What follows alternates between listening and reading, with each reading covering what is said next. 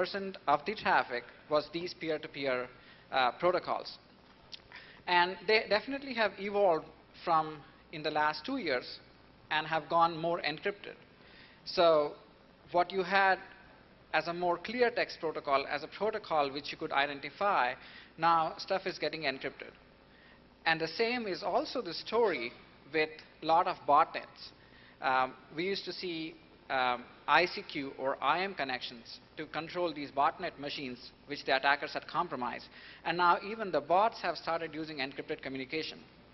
So what that means is, if you are a vendor looking at packets, and if you are trying to identify these attacks or these rogue applications, you need to be able to process these packets in real time and do intensive computations on them. So the next question you ask is there any other way in which you can still identify these rogue applications and be able to stop them? And PISA is the framework we are developing to identify that. And before I get into that, I will just give you an example of things like Kazaa.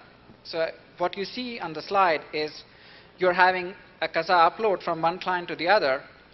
Usually you notice that it can use any ports for uploading, file upload and downloads. But the request looks very much like an HTTP request, where the hash you see is the file hash the Kazaa client is trying to download from its peer. And the HTTP request has headers which have Kazaa word embedded in them. So if I'm trying to detect it using a content-based signature, it is very easy for me to write a signature for this. I can look for the word Kazaa in the HTTP headers. Similar is kind of story with eDonkey too. This is another packet from an eDonkey client trying to download a file from another peer. And if you're not drunk and you kind of look at many of these packets for the file upload or downloads, you can figure out the pattern. And in this case, the pattern is very perceptible. You see all the file uploads begin with the command, which is the hex E3 character. And the packet length is encoded in the next 4 bytes. So the packet length here is 54, encoded as hex 36 in little endian order. And so, hi everybody. And so now we get to things like Skype. And this is a much newer protocol. And what we're seeing with Skype and these newer systems is that they're actively trying to avoid detection. They're generally not in clear text. They're generally not an easily dissectable protocol. Instead, they swap ports, they go to random ports, they encrypt all of their traffic. And as you can see, it looks essentially random. I mean, it looks like a send-mail config file. You just sort of bang your head on the keyboard, and that's what you get. So that's Go. Thank you. So now we've got the whole paradigm shift going on. And isn't that manager speak? I love that word. So we're going from content-based detection. Content-based detection is the classic. It's like cats. You can take the whole family to see it again and again. It's great. But it doesn't work when you're trying to identify encrypted traffic. So we're going to a statistical model. And what this does is this is going to look at the meta information that's available in addition to the content of the traffic. The content doesn't matter so much. We're looking at the things that you can see external to that. And Rohit's going to go over in a second the coordinates that are available external to the content. But so this is my favorite slide right here. That was pretty much me last night. Anybody else still drunk? No? OK. But this is an important slide, comedy gold though it is, because it illustrates an important point. Through statistical analysis, you're only able to get a really good guess. This is never going to tell you 100% what you're looking at. Instead, you're getting a gut feeling. And we were actually concerned that it might be too gut or too feeling and not enough accuracy. But actually, with empirical studies, we've seen that we're getting about 95% accuracy on the identification. And I'm assuming with larger training data sets, we could actually get even higher than that. So these are the 10 coordinates that we're going over. All right? And imagine this is a 10-dimensional hypercube. It's great. We've got the average packet size to the client, average packet size to the server, the average inter-packet delay, how long between subsequent packets, and then the standard deviation of those statistics.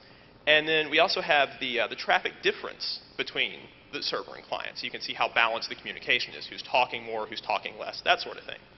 And you want to go into the next one? And yeah, this is really interesting in that with these coordinates, we can differentiate between chatty protocols, Microsoft Exchange, NetBIOS, all that, because you're getting lots of very small packets very rapidly, or you're getting large packets more slowly. you're seeing things go in one direction. Things like HTTPS, it's encrypted. We don't know what's in there, but obviously there's one side sending a lot more traffic than the other. Now, if traffic is balanced in both directions, that's going to be something like peer-to-peer, Skype or Kazaa, one of the peer-to-peer things, because you're basically swapping traffic back and forth between two peers, hence the incredibly clever name. So, do we want to hit? Yes, and this is the 10th coordinate, and it's the coolest one, and so that's why Rohit gets to talk about it. So far the coordinates which Rob was talking about were more based on packet sizes and the interpacket delay, and their statistics like the average and the standard deviation. However, if you want to measure what the data is contained in these packets, you need to look at how random the data is. And for those people who attended a talk on Friday, there was a talk on using entropy to figure out which were the most interesting packets in a Wireshark packet trace. Like if you have a big, long Wireshark packet trace, and you are wanting to figure out which were the most interesting packets, you could use entropy. And we are using the concept in a similar manner to figure out what kind of protocol it is. Is it having a lot of the same characters repeat in the packet stream? Is it all text-based? Is it all random? And the entropy will measure us for the randomness in the data. So the function which people use for measuring entropy is the Shannon entropy, which I'll introduce in a few words. So if you have data set x1 through xn, and the probability of occurrence of each of those data is pxi, what you do is you compute the product of pxi with the logarithm of pxi, and that sum it over all the n data points, and that gives you a measure of randomness. To explain it a little more, let's say you had a packet trace, and all the packets were carrying the word A in them. So you have, for that particular packet trace, the probability of occurrence of letter A is 1, and so the entropy, which is probability of A into log of probability of A, is 0, because log of 1 is 0. And that makes intuitive sense, because what you're saying is entropy is 0, the data is really not random at all. Now, if you had another packet trace which had only A's and B's in them, with A's and B's happening equally likely, the probability for A is half, probability of B is half, and you're getting an entropy value close to 1. So if you ask the question, what's the max possible entropy for me? The maximum possible entropy would be if the characters from hex 00 through hex FF all occur equally likely. So you have both the printable characters, you have all the non-printable characters, and all of them are occurring with the same probability. So you have a total of 256 characters, and the same probability of occurrence of each is 1 over 256, which is 1 over 2 to the power of 8, and so you get the maximum entropy as 8 for the data sets we are looking at, for the characters on the wire. And in a sense, it's good. It's not increasing like the entropy of the universe keeps on increasing. So for our data, what we did is we collected a lot of Skype traffic. We collected traffic by talking to people in the same city, talking to people sitting across the cube. I have a lot of family in India and friends in India, so I make calls on Skype to them to make sure that we also have intercontinental Skype data, so to say, in the mix. And we also collected gigs and gigs of traffic in various environments. We went to people who were using mainly Solaris, and so we had a lot of NFS protocol data which runs over UDP. We also collected data from Microsoft environments, which was mainly UDP, which is the NetBIOS. And we also collected data from the perimeter, which gave us things like UDP DNS traffic. And since we were studying Skype as an example of this framework first, we did concentrate on getting a lot of UDP traffic in our mix. The only caveat is we collected all the traffic in the broadband or high-speed environments. So if people are using dial-up, which I don't think anybody uses anymore, this statistics may not apply very well to them. And so this is the experimental data portion. This is the part where I explained that, yes, we really did do all the work, and we really did collect all this traffic, and we actually did stuff with it. So we really did, I promise. So the experimental data, we wanted to see if we could differentiate, we picked a protocol, Skype, and we wanted to see if we could differentiate this from all the other traffic that we collected. So we collected this massive amount of Skype traffic. I mean, talked to everybody we knew. And I mean, geeky as we are, we actually have a lot of friends. It was kind of cool. And so we collected all the coordinates across all these PCAPs. And then we took them and we sort of scaled them so across an interval of 0 to 2,000. And that made it scale invariant. That way, you're comparing something like the Shannon entropy, which only has values of 0 to 8. That obviously is going to give you a smaller dimension. So we scaled everything so a value of 8 would equal 2,000, a value of 0 is 0, so on and so forth. And that gave it a much nicer, broader range and a constant field. So if you want to go ahead and go to the next one. So this is the average packet client size. And what we're graphing here is the lower axis is packet number, because obviously things look different early on than later on. And then the vertical axis is the actual value graphed. And Skype is red, and all other traffic is blue. And so this is the average client packet size. This is traffic destined for the client, how big the packet is on average at that point. And as you can see, Skype falls into a very distinct band. It obviously doesn't want to send very large packets, and of course that makes sense being VoIP. It wants to get them out quickly and succinctly. So as you can see, it's very distinct that we've got, and of course there's also video traffic we noticed was much higher. There's actually two distinct bands, if you can tell. The Skype video band is the top, and the Skype voice band is the bottom. And so this was, we really got excited when we saw this. This was the first graph we did, because it was like, wow, we really can determine where Skype is. It's very distinct. So, and then this is the average server packet size. This is the traffic going the other direction. And server and client is just nomenclature at this point. You can actually, it's arbitrary for peer-to-peer stuff, but for HTTPS and things like that, we did actually differentiate. And as you can see, they fell roughly into the same two bands. There's the voice traffic up top, or the video traffic up top, and the voice traffic down at the bottom. And then we got the average client response delay. And this is the inter-packet delay. This is how rapid things are coming, the delay between subsequent packets. And as you can see, this is the video traffic up top. You can see there was actually a fairly long delay, but the voice traffic down at the bottom, very small. But once again, more importantly than that, is that Skype falls into a very distinct range. It's two very distinct lines, or two very distinct areas. It's very easy to determine where something falls.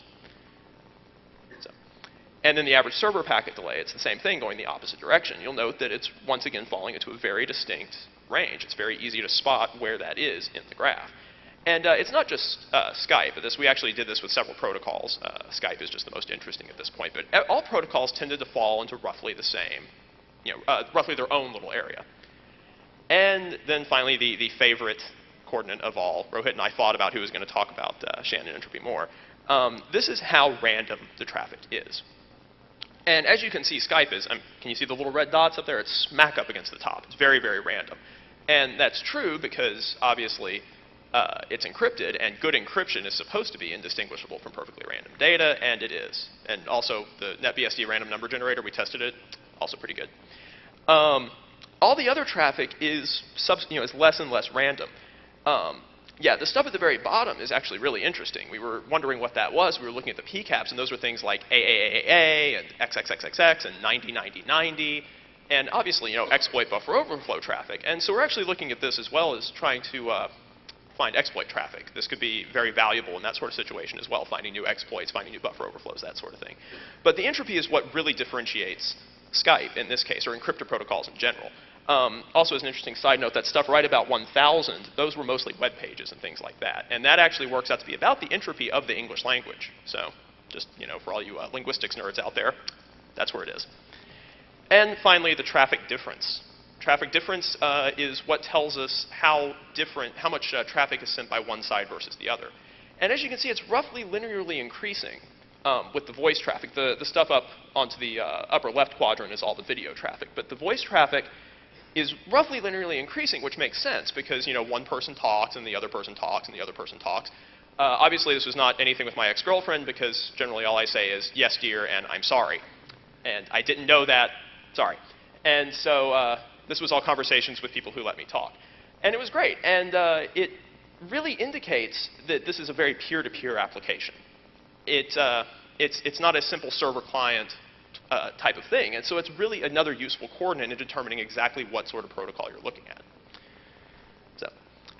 So what's interesting is by about the 400th packet, the statistics really stabilize. It really becomes obvious that we're looking at different protocols. And 400 packets in Skype, depending on configuration, is about a second of talking, maybe even less.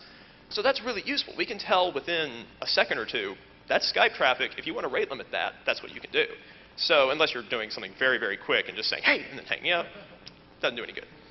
But just to reiterate, you notice that the traffic fell into very distinct bands. And that was the whole goal of the project, to see if we could actually say, oh, traffic in this band, this type of traffic in this band, this type of traffic. And what do you know, it works, which is good, because otherwise I would have stood up here and sort of said nothing.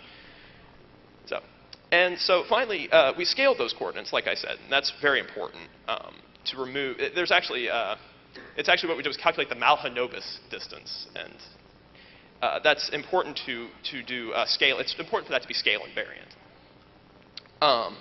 And so the average distance for Skype computed at the 400th packet is about when everything starts converging and making a lot more sense. And the samples for Skype all lie very close to each other, and that's great. That means that we really can use it to identify that particular type of traffic. So there we go. And I'm going to pass it back to Rohit. He can actually talk about the results, which is the beautiful result of all of our work. So here he is. So here again, I'm not showing all the PCAPs we used, but some PCAPs we left from the training data to be used to see if this formalism can be used to predict the protocol.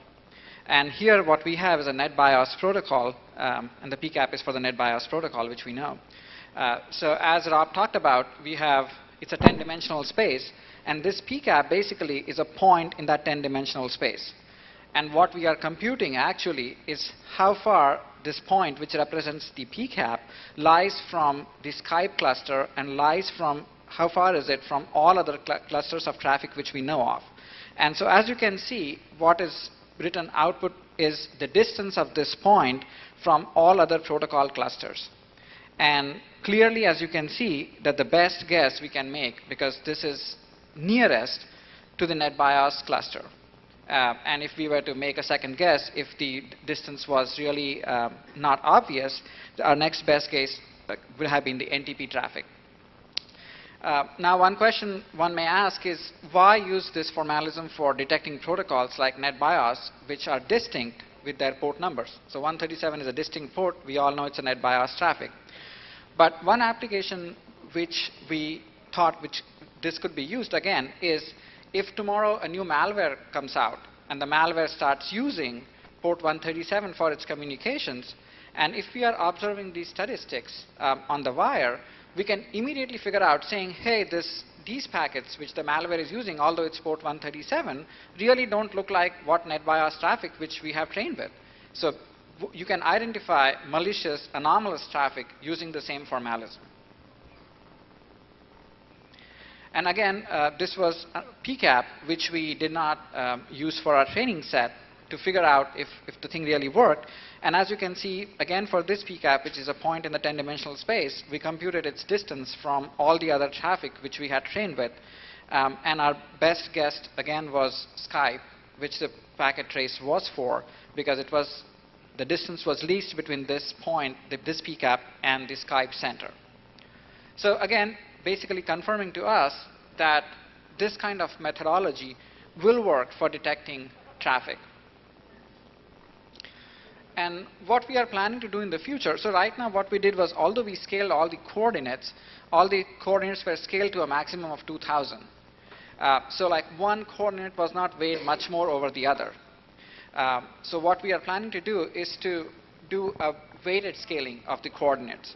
So if we have a 10 tuple, a set of 10 values, which can act as weight to each of these scales. And what we would ideally like to do is, let's say you take Skype traffic, we want the Skype to lie in a really distinct region in that 10-dimensional space compared to any of the other protocols. And we can use the scaling to do that. A real-life example of scaling would be, let's say you have a 2-dimensional plot and you have a circle in the 2-dimensional plot. If you start scaling the x-axis and stretching it out, basically the circle is going to turn into an ellipse. And if you do an asymptotic scaling, where you really stretch the x-axis far enough, you can collapse the circle onto a line. at that point. And so basically, this weighted 10 tuple is going to exactly do the same thing for us. It's going to change the shape of the area where a particular protocol traffic lies. And the reason for doing that would be to better isolate that area from the rest of it. And if you think one step further, this 10 tuple is almost like your statistical signature now for that protocol. So if you are doing this live on wire, you keep collecting packets, you apply this 10 tuple weight to the packets and see where the minimum distance is for the weighted distance from the other protocols you have seen. And if you do that, you can identify the protocol quite reliably. And this is actually, we are going to do that hopefully in the next couple of months, because with the amount of data we had, this idea of doing the 10 tuple weighting came to us only last week. And it takes a lot of time for the simulations to run, and so we don't have results right now to show for the weighted averages.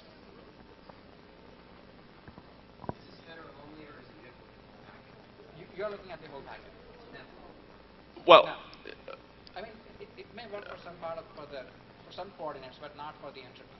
right. Well, the entropy is actually looking at the data content. And something that we felt was really important about the entire system is we wanted to make sure it worked really well for real-time streaming packetized data. It's not just, I'm sorry? Oh, I'm sorry. The question was, does this look just at the header or does it look at the entire packet? And I'm sorry, yes?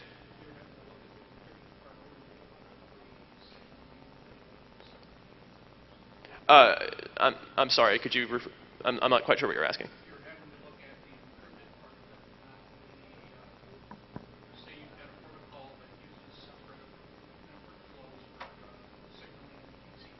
Mm-hmm. Right. Yes, yes. Yeah. The question was, are we looking just at UDP, or are we looking, if there's a protocol that uses multiple streams, are we looking at both? We're looking at individual streams. But what's important is when we look at the encrypted data, we're not decrypting the data or anything like that. We're actually looking at simply the data content of the stream and calculating its entropy. And if the entropy is over a certain amount, we can assume that it's encrypted. If it's below a certain amount, we can't. We can assume that it's clear text, and so on and so forth. And actually, we are also going to add another axis, so to say, to look at the derivative of entropy. So let's say you look at an SSH session or an HTTPS session. What happens is a lot of stuff is exchanged in clear text before, till you exchange the real keys, and it's after that point the data gets encrypted. So if you are looking at the whole flow, what you will observe is the entropy kind of hangs around between 2 and 3 before the traffic goes encrypted, and then there's a sudden jump of entropy to 8 once the protocol gets encrypted. And so that could also be used to know when a particular protocol has gone from its initial signaling mode, initial session establishment mode, to now having encrypted data on the wire.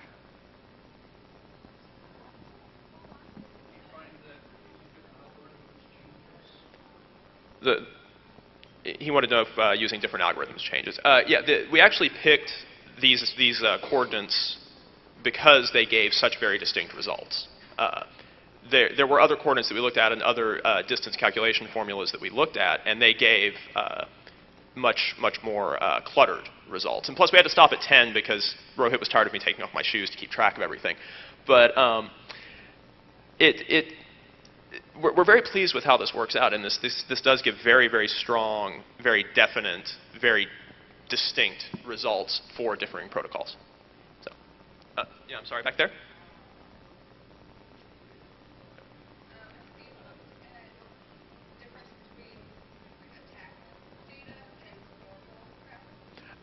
She wanted to know if we were looking at difference between attack data and normal traffic. Yeah, with that specifically, what we were looking at for the purposes of proof of concept, we were trying to detect Skype, but we also did detect a lot of attack traffic, and that was all the traffic with the really low entropy. Those were a lot of things like AAAA, 909090, things used as shellcode or NOP slides in exploit traffic. And so we thought, wow, look, we actually found some new stuff there. It was pretty cool, although it was sort of disturbing that we were finding it on local networks. But anyway. And to be honest with you, we did not. When we used the training, we did not filter out the attack versus normal traffic. We trained it with whatever sample we got.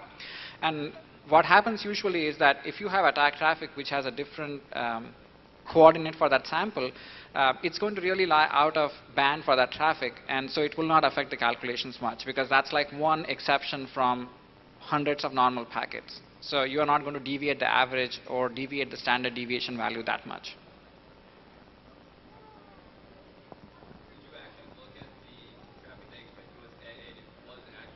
Did you actually go back and find those packages? Yeah, we looked at, the question was, do we actually go back and look at the packets that had the low entropy? And we did, and they really were shellcode. I mean, obviously in our network, we do a lot of testing, so that was most people just, testing exploits, firing them through our box and things like that. But yeah, we did actually go back and check, and that was really exploit code. We were pretty pleased. So, anybody else? Oh, I'm sorry, one more time. The encrypted text was slightly different than normal. I'm sorry, say that. Well,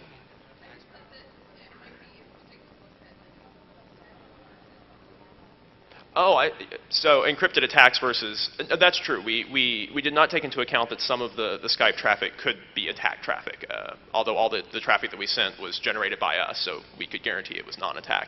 I'm sorry, in the back?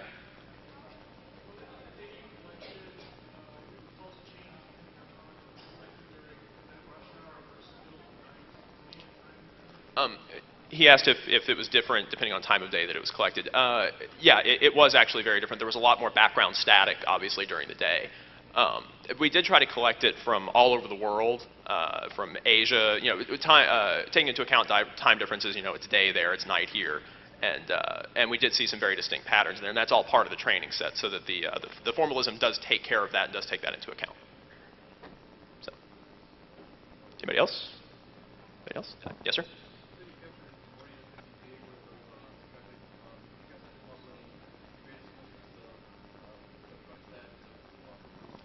Oh yeah, that was a lot of fun. The question was, did we have to come up with any creative solutions to crunch that much data? And yes, we did. It was actually pretty funny. We thought we could get away with just running some because the algorithm itself is simply calculating a specific statistical distance, and we thought, oh, that's not too bad. But once again, we had to calculate each coordinate cumulatively for every packet, because we don't want to know just what the average packet size is instantaneously. Every 400th packet is this size. We want to know what the average packet size is for all the packets up to this one, all the packets up to this one, all the packets up to this one, on and on and on. And we were finding that it was taking about 5 or 10 minutes for a good-sized PCAP, and that was obviously going way too slow. So we sat down and did some really heavy optimization and came up with a really neat way, actually, to calculate cumulative entropy. Yeah, that was actually taking the most time. And it was really kind of funny, because I sat down and I just beat my head against the keyboard until I got it done. And first I thought I messed up, because it went from taking about 10 minutes per average size PCAP to taking about 30 seconds.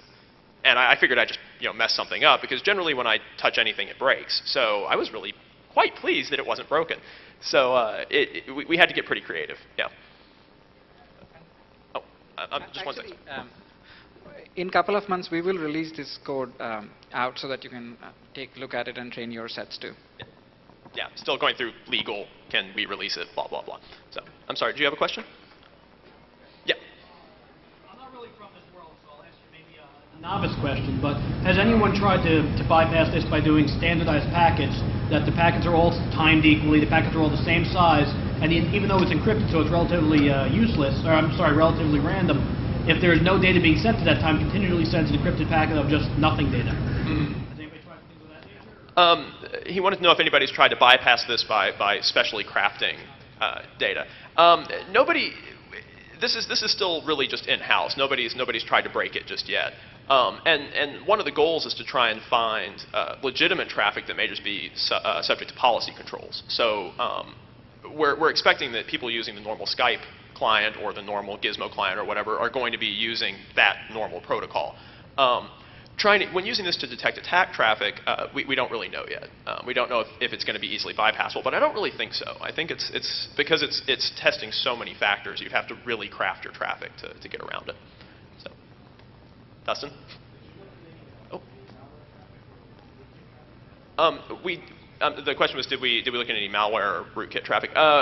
It was all serendipitous, actually. The initial goal was to try and find specific protocols just as a protocol whole, like differentiate between HTTPS and Skype and SCP and all that. But some of the traffic that was just sort of serendipitously captured as part of the sample set was actually exploit traffic. And that was really interesting in that it stood out. So we knew that it was, they were always the statistical outliers. So we could say, that's really interesting. This could also be used to detect exploits because they are so different from the normal traffic in that band.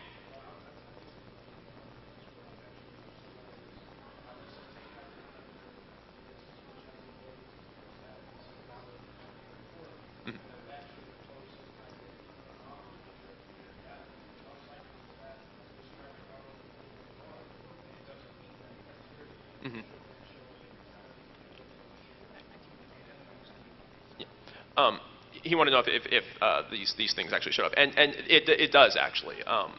For example, if most of the data we tested was UDP because that was our initial theory, but it does actually show up. If you see something like that, it's going to look very different from everything else running on that port or with those statistics, and so it looks very different. Like, I mean, many times you see malware which is going out on port 443 because it's open to the firewalls, and sometimes the malware in fact uses clear text on that port. So definitely if you look at even the entropy going out on that port, you will notice clearly that it's out of a normal range, because usually the traffic is encrypted, then entropy is higher. But if it's using just regular text traffic, you're going to see a difference in that. Dustin? Kind of along the same lines as the question from back over here, not necessarily packet crafting, but did you do any testing with like traffic shaping or rate limiting routers along the path of the packets you were testing with? The question was, did we test it with routers rate limiting things along the path? Basically, we didn't do that as much as we probably should, but that's mainly because we didn't have control over every router between here and India.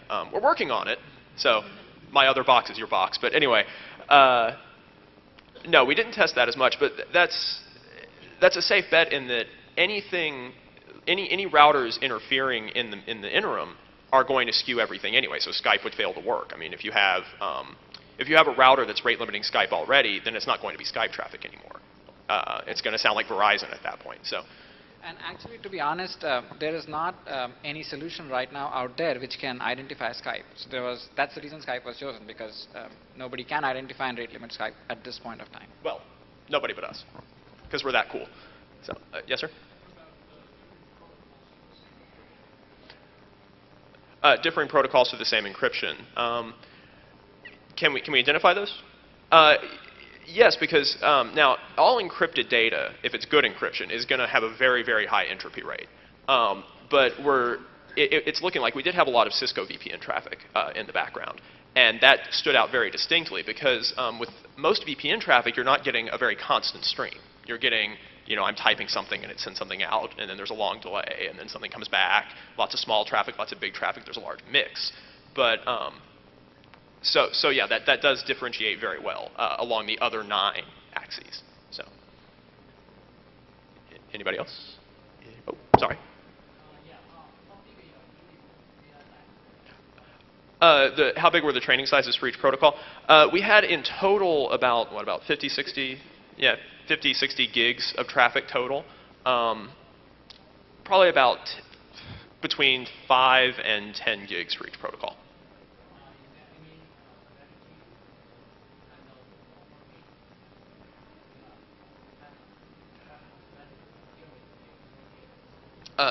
Was there any strategy for normal habits of traffic? Oh, overfeeding the training. Well, one of the goals with the training data was we wanted to get as close to normal traffic usage as possible. So we actually went into normal corporate networks, university networks, our corporate network, things like that, and got what we thought would be a reasonable sample of what day-to-day traffic looks like. And used that. We didn't doctor the sets at all, other than actually having a Skype call going on at that point. So, yes, sir.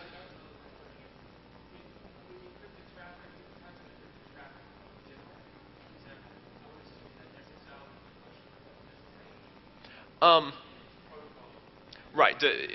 Does SSL look different from SSH? It does. The encryption We can't actually detect what encryption algorithm is being used because good encryption is supposed to look random, and they generally do. But SSH does look very, very different from, say, HTTPS.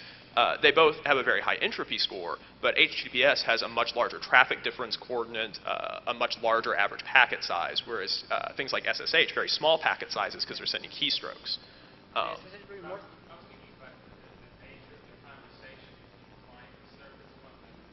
Right.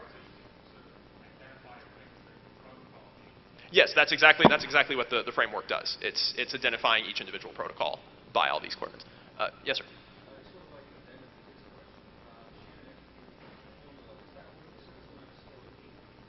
Well, for the data sets between 0 and 256, yes. I mean, because you are looking at the frequency of each letter, and if you look at a uniform distribution for letters between 0, 0 and FF, the max value for the probability is 1 over 256 times 256 log of 1 over 256. You do have the infinity of real numbers there. I mean, you can have 7.47357 2.1.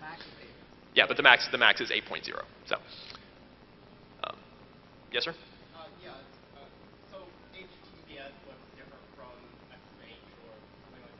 But what about comparing an interactive session over an SSL like Telnet over SSL? Looking at Telnet, okay. The question was looking at two interactive sessions like SSL or SSH and then Telnet over SSL. They do tend to look different. The saving grace there is that SSH tends to have a lot more. Like, for example, Telnet, unless you're using a Nagel algorithm, SSH attempts to really randomize when it sends things out. So SSH will actually buffer things and then send it out. Telnet sends it out instantaneously. So you still get different packet sizes, different interpacket delay, things like that. So it does differentiate itself on other axes. So, anybody else? Oh, sorry. Yes, sir. I am not at liberty to tell you, Senator. The question was, are we going to integrate this into Tipping Point's IPS? Yeah, maybe the next version, we don't know, but I can neither confirm nor deny that. So, yes, sir. You know the statistical analysis and signature piece. Can you help any hackers get laid? Can we help any hackers get laid? Well, it hadn't worked for me, so trust me, if I figure that out, I'll let you know. Keep saying I'm sorry. Yes, sir. If you're planning to put this into some kind of IDS and IPS, it have to be a smart solution on site. Then you can have your signature start at a certain level for just general traffic, but as you're saying, different routers, QoS situations would kind of change the traffic on each network. Varying degrees. Would that have to be a smart one that would say adapt or allow some kind of variance from the signature to say this possible traffic? I mean, you said this is a pure gut solution. It's the best feel. It's not exactly definite. Well, although initially when we started this, we said it was a beer gut solution, but as we saw more results, right, I mean, it identified the traffic more or less more than 95% of the times correctly, because it depended on finally the distance between that particular ongoing packet trace and the clusters we had identified for other protocols. So we necessarily may not have to make that when we put it in the IPS. We probably don't need to make too many adjustments for the solution. Yes, sir.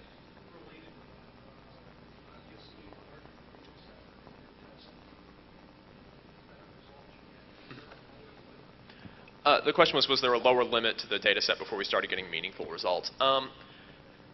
There was. The lower limit was actually surprisingly small. When we started, we had about 5 gigs of traffic, and we were already getting pretty meaningful results. Once we hit about 10 or 15 gig, we started getting into the mid-90s in the identification. It was not as large as you would think, and I think that's telling in that, and that sort of validates the whole premise, which, whew, thank goodness for that. In that protocols tend to be very distinct in these realms. So. I mean, as you saw that, the Skype was being able to be identified within just 1 second of the conversation. So we definitely did not require to get to the. I mean, although we have a lot of training samples, we could have done it with a fewer samples as well. And the longest Skype conversation we had was, what was about 20 minutes, I think, something like that. Yeah, it was pretty long. So, anybody else? Anybody? Oh, sorry. Yes, sir.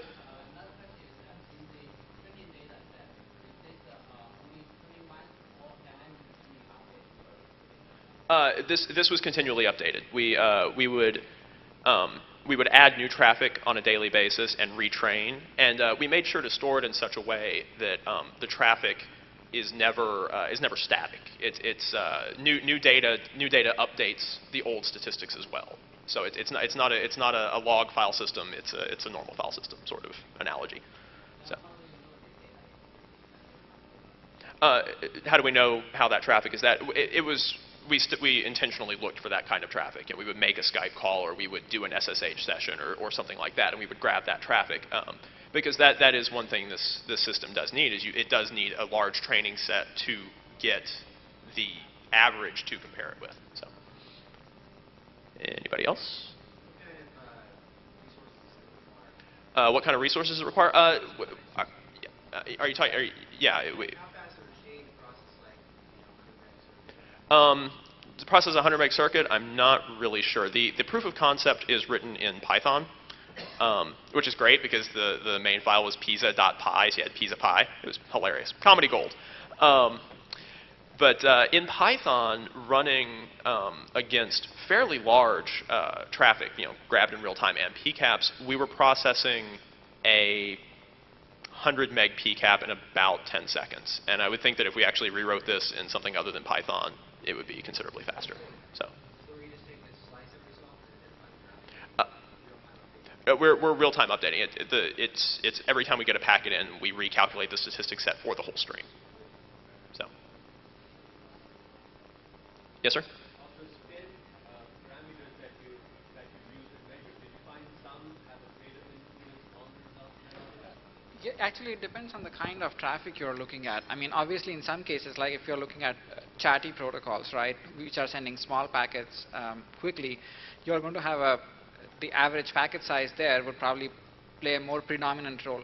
And that's precisely the reason for going to that weighted system, weighted scaling system, where you are able to weigh in one particular coordinate much better than the others, because that's exactly what we're going for, like trying to find the correct weight for the coordinates where a particular traffic is very well distinguished from the rest. So definitely we will have to work on that 10 tuple for each particular kind of traffic.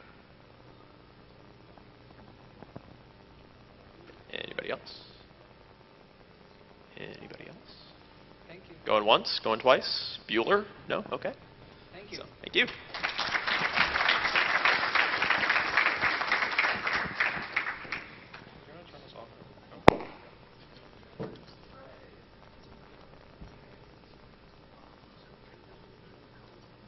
The code's going to come. We're going to try and do it.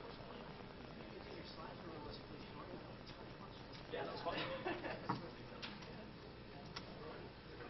Ray, you and I have emailed many times over the SANS Top 20 and stuff. I finally got a chance to meet you. How's it going? Very good talk. Neat stuff. I'm still wondering if you'll end up finding that you need to have So are you still going to do the Top 20 next year after all the... just the difference between each politics and stuff. One would have different You want someone to tell us people if somebody has a web farm that's only one or only the other, what should be normal for them will be different from the average. And like web services versus interactive humans or HTTPS traffic. And that's actually the traffic data set is not just there you go, you guys are free books. The traffic data set is not just collected locally for you. We actually are going to training dictionaries. But what I mean is that that might end up being harmful in the sense of if I have a deployment that I'm watching a whole bunch of web services traffic, which is, let's say, more symmetric volumes of traffic.